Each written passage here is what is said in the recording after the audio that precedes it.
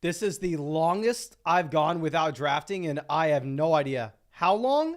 I'm excited to hop in here. We were in France, Nice, completed an Ironman. You better believe we are repping the shirt right now. Super excited. We will talk about that a lot, but more importantly, let's go ahead. Let's hop into an underdog draft. I have not done this in weeks. I will never take a break this long, so we're gonna try to do something fun. We're going to see if we can get in a $500 underdog draft right now. Let's see how many people we need to fill it. And okay, we need 11 people to fill it. Abandon the $500 league. It ain't happening. Okay. Instead, maybe let's just hop into a best ball mania. Let's get warmed up a bit. This is the largest tournament on Underdog, $25 buy-in, a $15 million prize pool, $1.5 million for first. Top 20 places all get at least six figures. I mean, I would say that this is probably the best tournament setup that you can have. We are in. This draft is full. Let's update the buy-ins so people know what we are in. And we're getting a good pick. They're not trying to screw us here with pick 9. So we are good to go. The triathlon was great. The ADP is going to be very different. I completely agree. Like I said, this is my first draft back after I left on the 9th, so 17 days. So I'm imagining that a lot has changed, and we'll see if I can survive. Hopefully we'll figure it out. But thank you, Sam, for joining the flock. Appreciate you. And let's get the fan on. I have some good news, bad news. So good news is we survived the triathlon. We survived the Ironman. That was a 2.4 mile swim, which I'm going to make an entire vlog about this because, it was like the biggest trip of my entire life. So recorded a bunch. I will get to editing that vlog probably tomorrow for y'all. I just got back. But it was a 2.4 mile swim in the ocean. I was terrified of the waves. They were insane. Then a 112 mile bike ride. And for this Ironman, it had the most elevation gain in the world. So it was just all up and down mountains. I'd never biked up or down a mountain before. I wasn't scared of biking up just because, what do you do? Pedal harder. I was terrified going down because there were a bunch of switchbacks. I was in France. So I thought I was going to crash the bike. I did not. Spoiler alert. Survived. And then a marathon after the 112 mile bike. And once I got to the marathon, I knew I was chilling. I knew we were going to be able to get it done. But it went great. Then I get back to the U.S. Super pumped. My tire's completely flat. AC is broken in this house. It's 100 degrees in Austin. So your boy's going to be sweating in this. We got the fan going full blast. Well, we'll see if we can survive. And we are going to go ahead. We're going to take Justin Jefferson at 5. If you want to go ahead and take Amon-Ra St. Brown over Jefferson, I'm not going to fault you for it. Obviously, St. Brown's going to have much better quarterback play. I think Justin Jefferson's a much better receiver. If you were playing in, say, a full PPR, just home league, maybe you go with Amon-Ra St. Brown, given the target volume that he should have and a very safe projection if you're looking at his total receptions and volume. However, if you're going to be looking at what you have for Justin Jefferson's upside, I think Jefferson maybe has a little more spike week potential with big plays. So specifically for Underdog, I'm going to go ahead. I personally am just going to fall in line with ADP. I will take Jefferson at 5. If I get Amon-Ra St. Brown at 6, I'll get Amon-Ra St. Brown at 6. But super comfortable spot being able to go wide receiver round 1, just because it will allow us to take the elite level tight ends if we really want to. It will allow us to go through and take possibly an elite level quarterback. It gives us a lot of flexibility to do this, right? Which is exactly what we are wanting here. But we will talk about Terry McLaurin later on, because I know a lot of people are mad at us with the rankings with Terry McLaurin, with the video we put out from France. But let me give you a little more information on my current woes that we're dealing with. So we get back to Austin. The tire for the car, flat. AC broken. I'm thinking I can fix the AC. Of course, I'm not smart enough to do so. So it's hot as hell in here. AC guy's coming out tomorrow. For the love of God, hopefully it fixes. Hopefully it's not a ridiculous amount of money. It probably will be. I took the car to a tire shop today, and I didn't have the unlock thing that I guess you need to be able to get the tire off. So we're going to go ahead. We will take Adams. I personally kind of prefer Barkley over Adams in a vacuum. If you're just in a regular redraft league, I'm for sure going to go Barkley. But I think we have to kind of pick our poison. I think a lot of wide receivers are overvalued in a vacuum on Underdog, but you need them to win, right? So it's like, okay, well, you got to take them. So figure out where your favorite running back values are. I could make a very strong argument for Saquon Barkley here, and I will take a ton of Barkley if he continues to fall. And I mean, hell, if he ends up being a pick at the 2-3 turn, I'm going to get a zillion shares of Barkley. Now,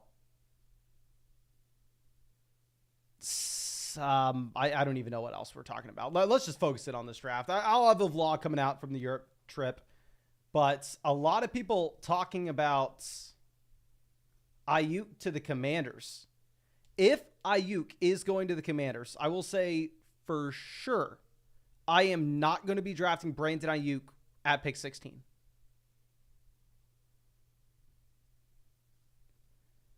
I don't see anything as it being official. Let me pull up Twitter real quick and see what the most updated report is regarding Brandon Ayuk potentially to the Commanders. Well, it wouldn't be bad for me. I haven't really drafted any Terry McLaurin. I never draft Terry McLaurin. I haven't really drafted any Jahan Dotson. So I would kind of like Brandon Ayuk to the Commanders. Okay.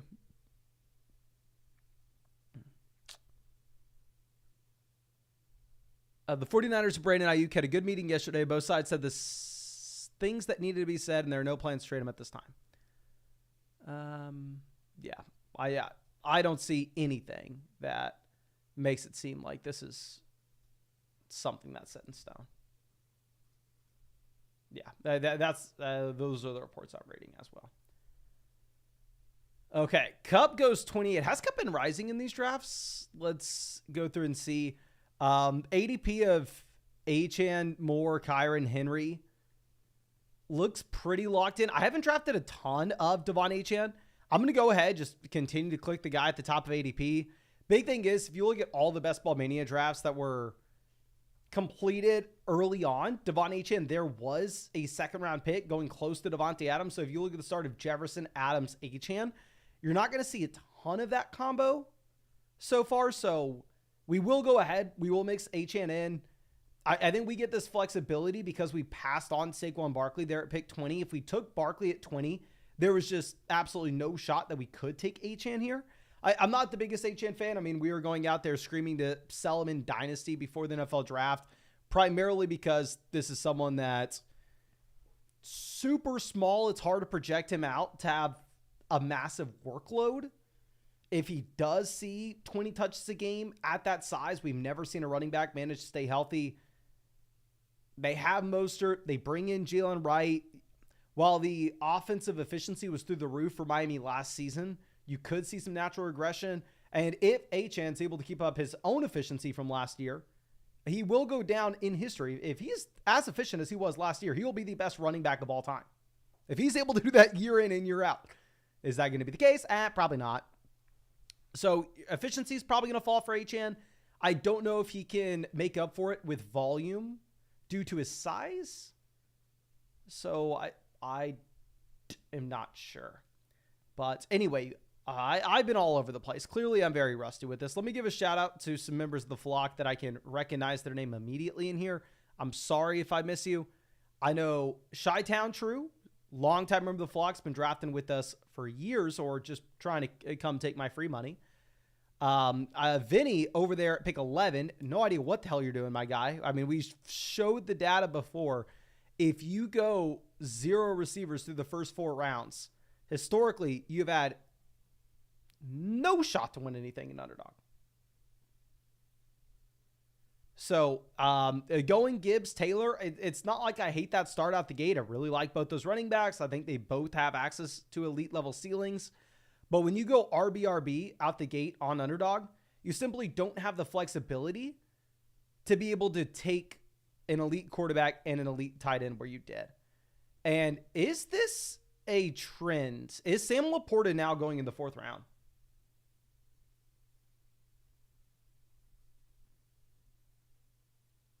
Is Laporta a 4th round pick? Because if Laporta is a 4th round pick, after not really drafting him last year and obviously regretting it, I will be drafting the hell out of Sam Laporta this year.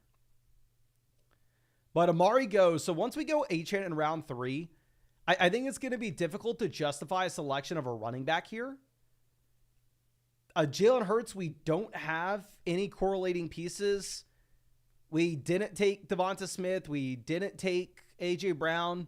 We don't even have Barkley. We have the option to go Dallas Goedert later on. And if you are looking at Jalen Hurts, given the rushing touchdown upside, I do think this is one of the very few quarterbacks that you can take unstacked in an underdog tournament. So we'll take him at pick 44. If we would have had Amari falling to us, I think based off us not having any stacking options with Jalen Hurts, there's a chance that we would have gone ahead and we would have instead taken Amari over Hurts despite ADP. But now that Amari goes, I can't take a running back after taking Achane at 29. And also, if you look at the receivers that we took through the first 2 rounds here, we take Jefferson and Adams. So it's not like a start where we took Nico Collins in round 2 where we're saying, oh, okay, I kind of want C.J. Stroud round 5. It's not like we have Jamar Chase where we're setting up a clear Joe Burrow stack later on. I mean, I don't really care about drafting McCarthy. I don't even know if it's going to be Gardner Minshew for the Raiders. So we'll take the unstacked elite level quarterback that has the rushing upside here at 44 and target Dallas Goedert later on. If it doesn't work out, it doesn't work out, but it is what it is. Okay. Well, let's see if we have any messages. Henry says Laporta goes mostly 4th round. I will be drafting a lot of Laporta. I honestly, in a vacuum, am fine with Laporta over the receivers like Devonta Smith, Malik Neighbors, Cooper Kupp. I think Laporta can outscore those guys. The reason I was no longer drafting Laporta in the middle of round 3 or the beginning of round 3 is simply because I think the round 5 tight ends in Mark Andrews and Dalton Kincaid are super strong options. But if you're going to get Laporta at like the 3-4 turn, where typically you're not getting access to Mark Andrews or Dalton Kincaid at the end of the 5th round, I will take Sam Laporta almost every chance that I get there at the 3-4 turn, just because the context of the board, you don't have access to Andrews, Kincaid. I know that we have seen, it looks like Jaden Reed's been rising up a bit. I think Reed used to go at the 5-6 turn. Now you're seeing him here. So if we're looking at options of what we can do, I think if we would have gone Amari in round 4, we could have justified the selection of Josh Jacobs here, where I do think, quote unquote, in a vacuum, I know we keep saying those words and probably annoying, but I think I do kind of prefer Josh Jacobs over the receivers in this range. The thing is, from a construction perspective, we took Achane there in round 3. We took the elite level quarterback round 4 as well. So I think if we are trying to go and target 5 receivers through the first 8 rounds, a wide receiver is kind of the pick here for us in round 5. Like I said, I think a lot of these wide receivers are overvalued on Underdog, but it doesn't matter. You have to draft them anyway because you need your receivers, or you just simply can't win. It's not like you make trades in Underdog drafts, right? Okay. But let's see if we have anything.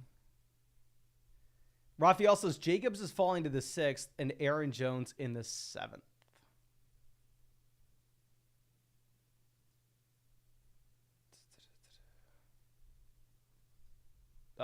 Seeing. Henry says he got Hurts at the 4-5 turn in a draft. So are the quarterbacks falling?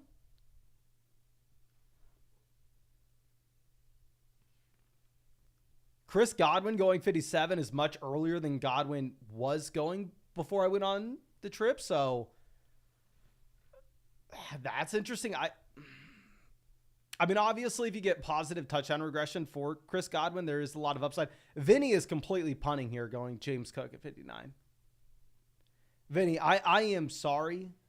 I will eat my shoe if you win Best Ball Mania punting receiver through the first 5 rounds. I've won a tournament on Underdog going with an anchor wide receiver build, but obviously you want to let the draft room fall to you, but yeah, Vinny is straight up punting here.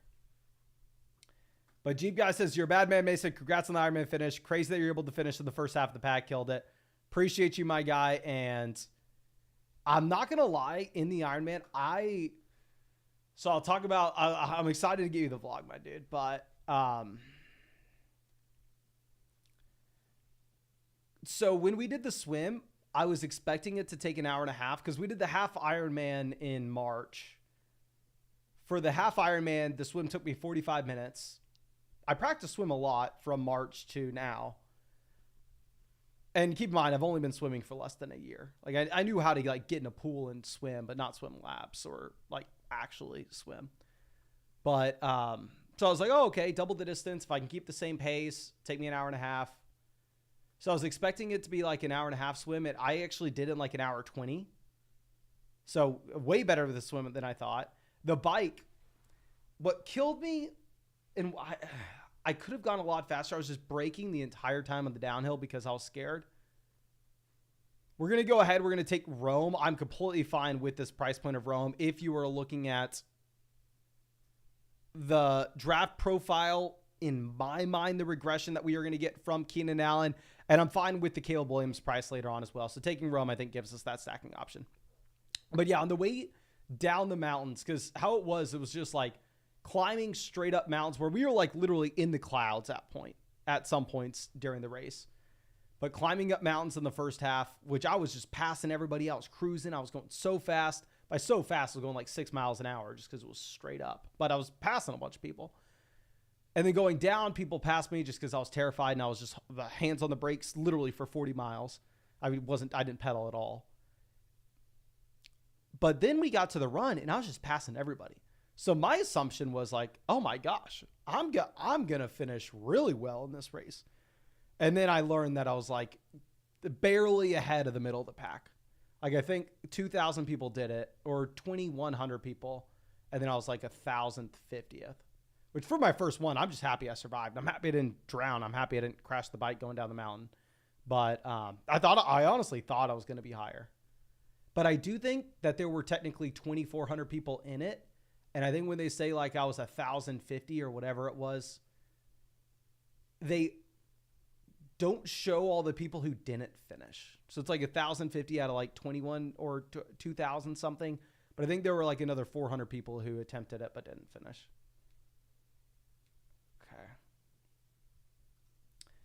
Gavin, I did the carbon shoes for the Ironman. For the marathon in the race. And I think it was the right choice. Okay, well, let's move this around. Looks like we will have some options for wide receivers here. JSN goes at 74, which is very interesting. So we do have a ton of stacking options now at this point with this team, especially if we're going to go lad here. Looks like Keon Coleman's been falling a bit since we last drafted teams. Looks like Aaron Jones has fallen a bit as well. I actually wouldn't mind the Aaron Jones pick, pair him up with Justin Jefferson. I almost embarrassed myself saying, I wouldn't mind the Aaron Jones pick, pairing him up with Jaden Reed, but obviously not the case. We'll take Ladd when he falls 8 picks for us. Gives us another option to go ahead and take Justin Herbert later on. And like we said, our goal here with these drafts, especially knowing the running back values with where we like them and what we've seen with the historical data, is we are trying to get to 5 wide receivers through the first 8 rounds, which I'm typically wanting to take a running back in round 8. So here, 5 wide receivers through the first 7. I do really like the start of Jefferson, Adams, Reed, Rome, Ladd, and then we have Achane and Jalen Hurts as well. But anyway, real quick, just in case y'all have no idea what we're doing, I don't know why I've taken this long to say it. We are drafting on Underdog Fantasy. We've done this every single day for years and years and years. They're best ball drafts, so there's no time commitment during the season. That's how I'm able to draft hundreds of teams every offseason. So I won $150,000 on Underdog 2 years ago. Of course, you want to hop in and draft with us. You can find that link in the description, in the comment section, in the live chat. If you use code FLOCK, you're going to get our 2024 rankings, our 2024 draft guide, a 50% deposit bonus up to $250 on a new account, and Underdog is available in damn near every draft not every draft, every state as well. You can see the map there. But yeah, you can find that link in the comment section, live chat. We're going to be streaming every single day until the season starts, Underdog Draft. So I'd love for you to be able to get in a draft and hang out with us. Okay. Ellis, you knew where I was going. My friend. But happy to see you, Caleb. Thank you for stopping by. Like the new updated profile pic. Well, let me know. Was that AI? Okay. Now, we have Keon making it down to 81. I'm sure Vinny was wanting Keon there at 83 instead, but I've already made my opinion. And, of course, I'm wrong all the time, but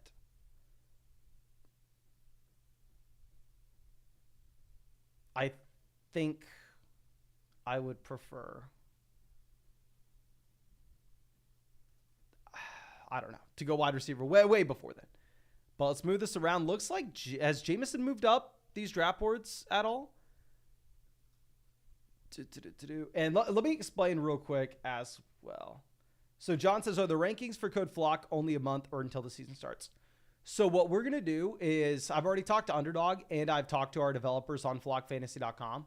Once I finish the draft guide, I'm going to send out an email to everybody that used Code Flock in 2024 with a copy of the draft guide and also a link for free access for, I don't know what the time period's going to be on flockfantasy.com, but in my draft guide, you're going to get the rankings, you're going to get everything. So you will get the draft guide. Should be able to set you up with pretty much everything you need. But here in this round, we are kind of locked in a running back. We get our guy that we want. You'll know I've taken a lot of Jonathan Brooks.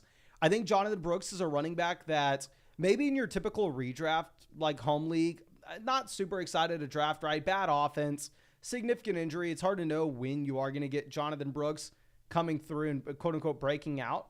But specifically in these underdog draft rooms where we are trying to optimize for weeks 15, 16, 17 and chase the highest ceiling players that we can there, I think that Jonathan Brooks is one of the perfect guys to go after. And that, yeah, maybe he isn't anything at the beginning of the season. He has a lower advance rate overall. He's not represented a ton in the final Best Ball Mania tournament. But if you can sneak a Jonathan Brooks team through and all of a sudden he breaks out to be a top 3 running back in the final 3 weeks, I do think you have a ton of upside with the Jonathan Brooks pick. Arusa says, are you tuned into the NBA draft at all? Not at all, my friend. I could name... This is embarrassing to admit. I was going to lie to you. I wasn't going to lie to y'all. What I was going to say is I could not name 3 players in the NBA draft, but that would be an understatement. I could not name a single player in the NBA draft this year. I should not say that out loud. I should not admit that. But I cannot tell you the last time I watched a game of college basketball. I stopped caring about the NBA for a decent amount of time because I used to be a Spurs fan. I'm a fair weather fan. I'm a crappy fan. I know it. I know people hate fair weather fans like myself, but when the Spurs are horrible and boring, I ain't watching. Now that we're good, now that we have Wemby, or not good yet, but we at least have something to be excited for, I should probably begin to get a little more interested, but we'll see. We'll see. Okay. I know Bronny James. I'm sorry. We're going to go ahead. We're going to take Brock Bowers. I know it looks like we're just continuing to click guys at the top of ADP, but I think Bowers makes a ton of sense from a construction perspective where we have Devontae Adams. We're already making a consolidated bet on this Las Vegas Raiders passing offense. Now, the only hesitation that I really have with this team and what we've done over the past few rounds, and I need to look into data with this because obviously you do get league winners coming from rookies every single year, but primarily because with rookies, they have a wider range of outcomes. It's very difficult to know what to expect. Sometimes they'll get a Puka Nacua. Sometimes they'll get a Quentin Johnston. Whereas with Joshua Palmer, we kind of know who he is. He's not going to come out and be a top 5 wide receiver this season, right? So I do like drafting rookies. We definitely want to say that right now. But to take 5 rookies through the first 9 rounds, don't know how I feel about that exactly. Don't know if we are going a little bit overboard there. We have Rome, Ladd, Jonathan Brooks, and Bowers here. But, I mean, this is just all in on the Vikings division if you're looking at it. I mean, we have Jefferson, Adams, Reed, Rome, Ladd holding the fort down at wide receiver. Running back, we have Devon Achane and Jonathan Brooks. We have an unstacked Jalen Hurts as of now. There's a chance that we get Dallas Goedert on the way back around, which I do think would make a lot of sense for this team. And then we have Brock Bowers too. So we'll see what happens. I think based off where we took receivers, we do have some flexibility where it's not like our hand's going to be super forced and we have to go out there and reach for these guys, but we'll see. We'll see. Just Sherman, happy to see you. My friend says a future first for Hawkinson in the third. I know. Please keep the future first, my friend. If it was a start 2 tight end format, I think you can go ahead and make the move, but not if it's just the 1.5 tight end premium format. Keep the 2025 first.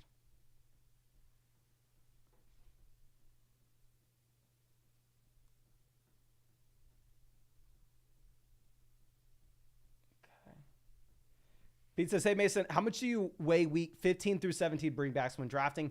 So it's going to be very dependent on tournament selection in underdog drafts. I think if you are in a handful of tournaments, week 15, 16, 17 bringbacks simply did not matter, such as the marathon. I think the sprint, it does not matter too much either. Weekly winners, obviously, it does not matter. Any high stakes, smaller field underdog tournament, I do not think it matters. I don't think it matters in the Mastiff. I don't think it matters in the Big Dog tournament. Where week 16, 17 bringbacks and making consolidated bets on individual games will end up mattering. Here, wait one sec. I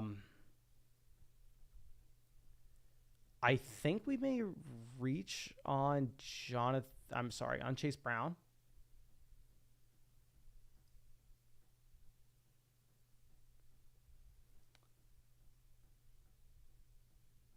Yeah, let's go Chase Brown.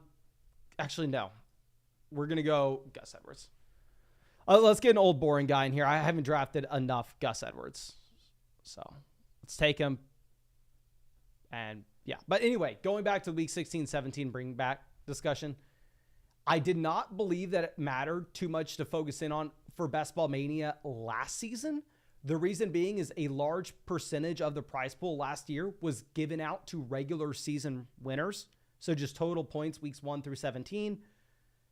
However, now that they got rid of the regular season section of the prize pool and it is exclusively for weeks 15, 16, 17 in the fantasy football playoff tournament, I think this year you're going to focus in more on week 16, 17 bringbacks, specifically for large field underdog tournaments where the entire prize pool is for the tournament in weeks 15, 16, 17. So Best Ball Mania, yes, you probably should focus on week 16, 17 bringbacks. Public tournaments, yes. If it's 100,000 people drafting, you need to focus it on week 16, 17 bringbacks.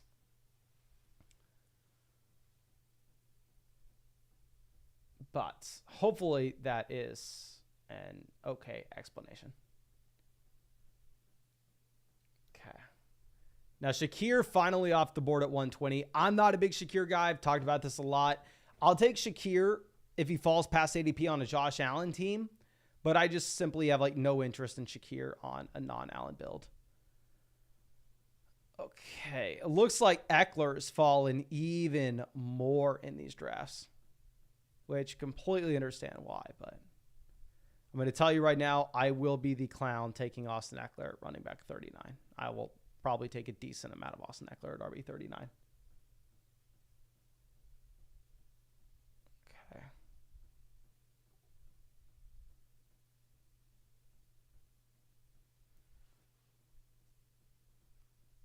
Eckler goes 123.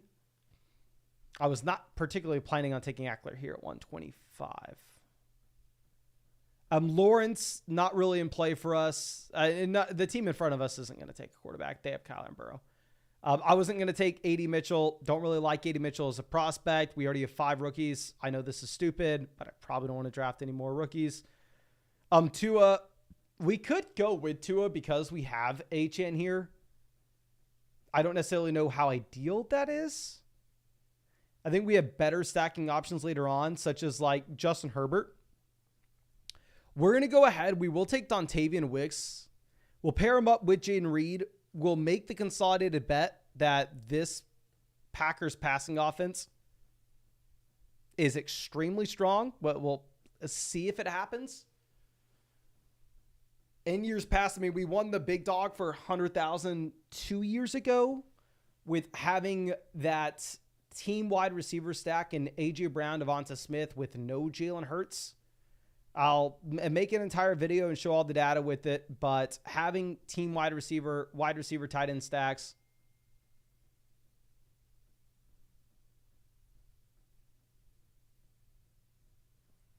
something that you are wanting to do even if you don't have the quarterback. And we'll show all the numbers.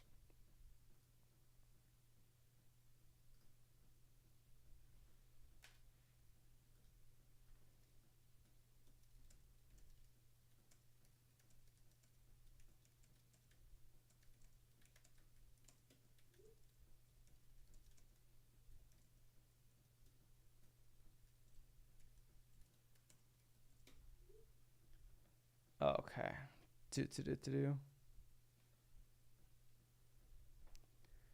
Miller goes 132, Dowdle 133. So obviously sucks for us to see Herbert immediately go right after at 126. Makes sense. It's the Joshua Palmer team. But we still have some options. We could turn this into a 3 QB build. I would prefer not to make this a 3 QB build, primarily because, I mean, this is a team that I'd kind of rather draft 3 tight ends when our current tight end's only Brock Powers.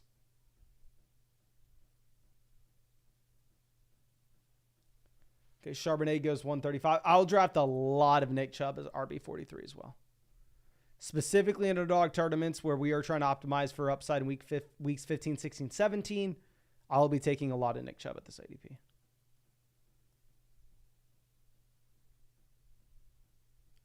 I probably, like I said, this is probably dumb. I probably should ignore it. But I really don't want to take another rookie with already having Brooks, Rome, Ladd, and Bowers.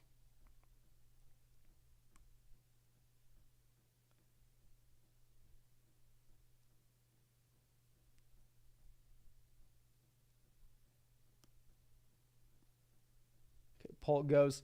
We talked about the possibility of taking Tua to pair up with Achane previously. I don't love it. Obviously, with Tua, the vast majority of the field is going to be pairing him up with Tyreek, is going to be pairing him up with Waddle. It's the more natural correlation there. When we whiff on our other stacks with this roster, and when we do want to put ourselves in the position where we only want to take 2 quarterbacks, that way we can grab 3 tight ends, let's go ahead. Let's take Tua.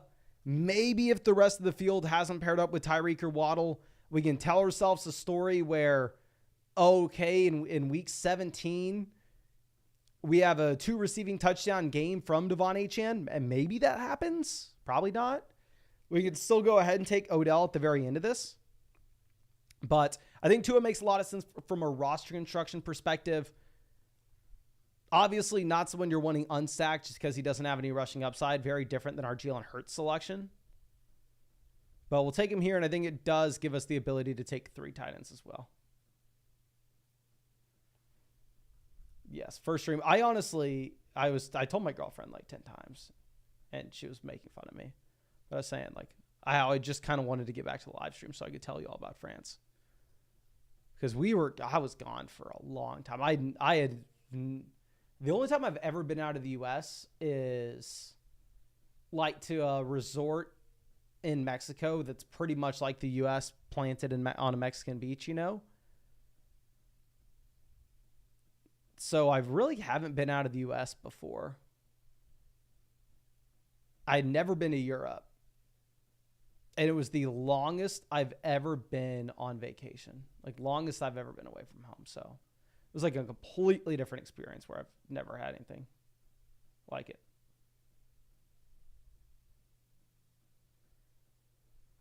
Okay, we're going to go ahead. We are going to take Cole Kmet. Kmet, we do pair him up with Rome. Kmet's had a very respectable target share for a tight end over the past few years.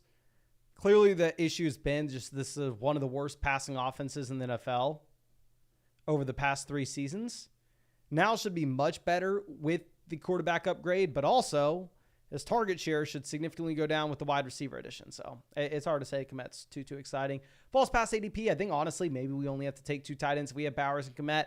Now I think we only have to take the third if we get a great value. But I have been ignoring the Hawk Tua things. I just want to be very clear with y'all on why I am not really able to talk too much about the Hawk Tua girl. She is my girlfriend. Okay. We've been dating for 5 years. We just had a great time in France. It was tough because while we were in France, she was going, stupid viral. And it kind of took away from stuff because, I mean, we would go somewhere and people would run up and go like, oh my gosh, are you Mason from Flock Fantasy? Oh my gosh, I watch you all the time. You're so good looking. You're so... And of course I'd have to go, yeah, which I'm used to like brushing it off. But then my girlfriend would step out behind and go, oh my God, and you're the Hawk Tua girl.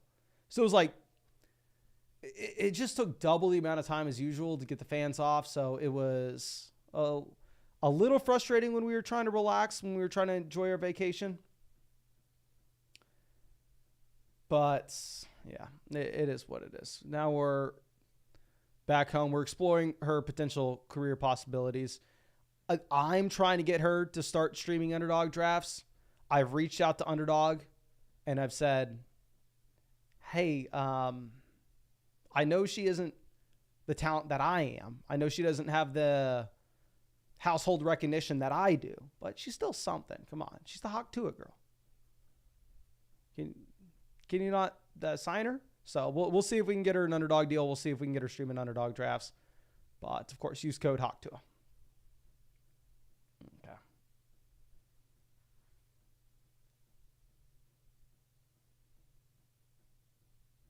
Adam Thielen goes 159.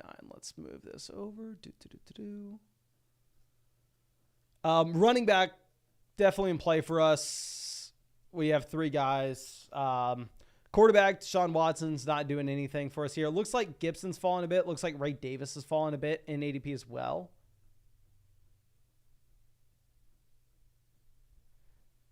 Yes, Teresa's seen my girlfriend draft. And she can confirm that she's the Hawk Tua girl. Okay, Tyler Algier goes 160. I honestly kind of wanted Algier. I don't have a solid reason why, but I wanted him. Ray Davis goes, I don't want Vidal. I don't want another rookie. I know I'm being stupid, but it is what it is. The receivers in this range kind of are a flat tier for me. I know Gibson's been falling. I mean, Ramondre just got such a good contract. I mean, we should have talked about that a little bit more, but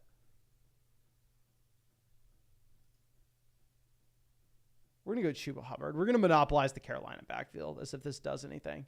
You know what they say? Draft handcuffed running backs in one of the worst offenses in the NFL when you have a starter. That's the way to win $1.5 million.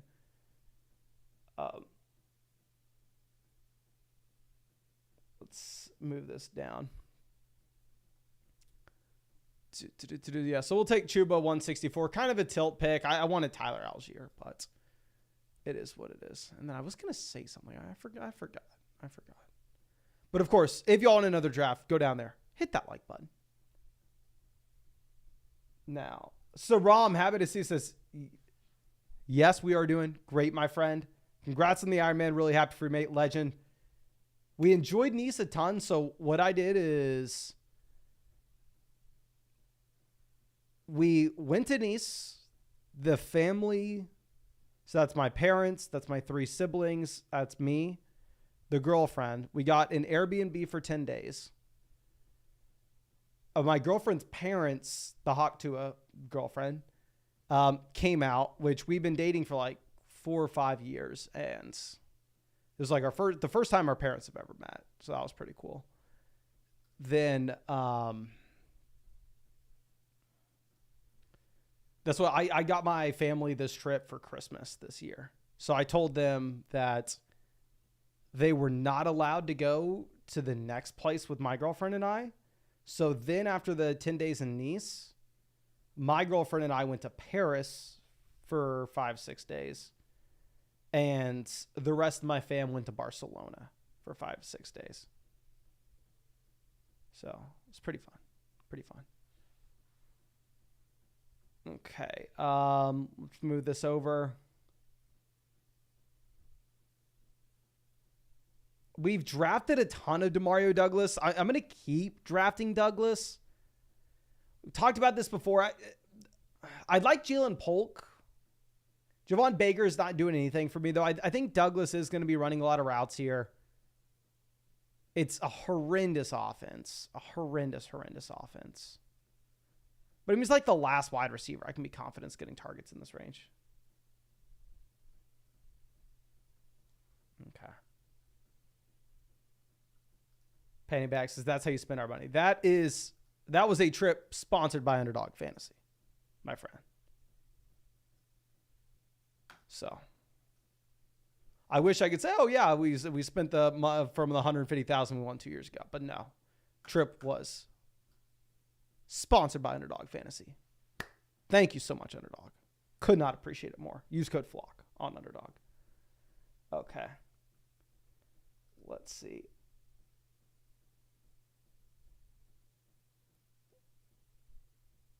Brian says, what's wild is Stevenson got a contract, but somehow Najee didn't even, though Najee has like 1,000 rushing yards all time, and they're both drafted in 2021.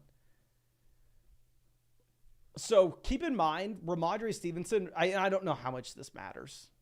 It probably doesn't matter at all. Ramondre Stevenson's been paid like nothing in his NFL career. Ramondre Stevenson was a day 3 NFL draft pick. Najee Harris was around 1 pick. Najee's getting paid a pretty penny. I don't know if it matters.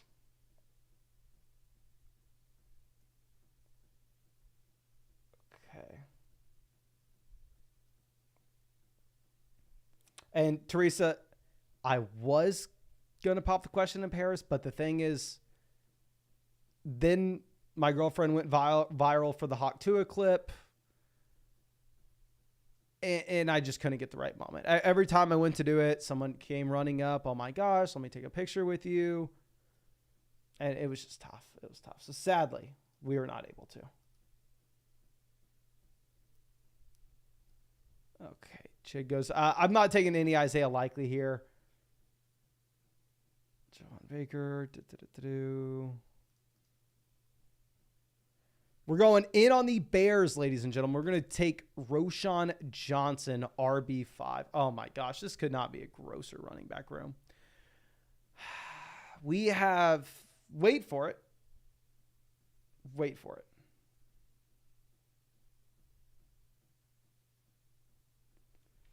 Devon Achane, Jonathan Brooks, Gus Edwards, Chuba Hubbard, and Roschon Johnson at running back. Ooh. Killing the game. Exactly how we planned it. And Jordan, yes, I am Pookie to Hawk Tua. I was surprised that not many people figured that out immediately. Because obviously I go by Pookie in this live stream. That's what pretty much everybody calls me. It's common knowledge at this point. So, okay. Yeah, so let's see what we have with this roster. Wide receiver, Jefferson, Adams, Reed, Rome, Ladd, Dontavian Wicks, Demario Douglas. Running back, we have Achane, Jonathan Brooks, Gus Edwards, Chuba Hubbard, Roschon Johnson. Quarterback, we have Jalen Hurts and Tua. Tight end, we have Bowers and Kmet. If you're looking at the offenses that we've gone in on the Raiders with Devontae Adams and Brock Bowers. We've gone in on the Dolphins with Devon Achane and Tua. Sadly, we whiffed on the Dallas Goedert stack with Jalen Hurts. It is what it is. We've gone in on the Packers with Jaden Reed and Dontavian Wicks. We've gone in on the Bears with Rome, Kmet, and Roschon. We've gone in on the Panthers with Jonathan Brooks and Chuba Hubbard. So, a ton of correlating pieces with this team. Don't love it. For our first draft back, not going to, it's okay. It's okay for our first draft back. I don't know what we want to do here, so I'm just going to lock in another stack with Tua. If you look at like the yards per route run data for Odell last year, it looks like Odell wasn't completely washed. It wasn't out there as much as you would like to see. Probably not going to be out. We're just hoping for some spike weeks here. We have Tua. It is what it is. Okay.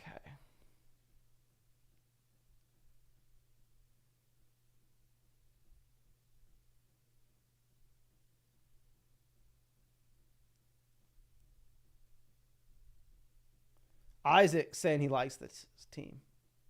Thank you, my friend. Thank you. Now, let's see. I don't know. Let me think about this. Running back round 3, running back round 8, round 10, round 14, round 16. I think here in round 18, if we really wanted to, we could go running back, we could go receiver, we could go tight ends. I think we have the flexibility where we can pretty much do whatever. Wide receiver, we have Jefferson, Adams, Reed, Rome, Ladd, Wicks, Douglas, Odell. I don't probably need to go with another receiver. EJ says, rate the team at 9. Any advice and things to do? Love the Brees pick at 9. Obviously, very lucky to get him there. If Ayuk goes to Washington, I don't like the Ayuk pick, but hell, I mean, if he stays in San Fran or Debo possibly gets dealt somehow, some way, obviously it's a smash. Love the Laporta pick at 40. I would have taken Laporta at 33. Godwin, Rice. Have we had positive Rice news lately? Because obviously it's a much more expensive price tag than what I'm used to seeing. I like Keon at 81. The big thing that I don't know if I love with this team is the Jameson pick here. I think typically in round 8, especially where you've already put yourself in a position where you have the flexibility and you can afford it. I think, actually, no. You set yourself up with the double stack with Jared Goff, Jameson, and Laporta. So I get what you're doing there. Pollard, Javonte, Chubb, I like the price points of. Quentin, I like this team a lot, my friend. I like your team there at 9, honestly, more than mine. Okay. What are we wanting to do?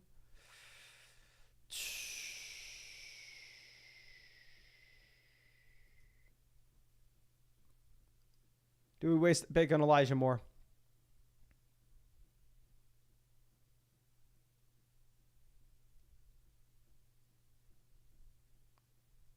We are going to waste that pick on Elijah Moore. Jacob says, lock that girl down. I will say real quick, if my girlfriend was truly the Hawk Tua girl, if y'all couldn't tell I was joking, obviously. Do y'all not understand how much I would have milked that for content already? Do you not? I would be begging her every second of the day. Please come on my live stream. I would be, dear God, I would be doing everything. I'd be waking up at 4 a.m., vacuuming, doing the dishes, cooking, whipping up breakfast, serving it in bed, doing anything I could to get her on the live stream for y'all. But sadly, my girlfriend has not gone viral, but it is what it is. But appreciate y'all. Thank you so much for hanging out with me on my first stream back. Going to be firing up the streams every day going forward. This was a ton of fun. Honestly, I missed it so freaking much. And yeah, thank you so much for everything. Really hope I get to see you out with the live stream tomorrow night.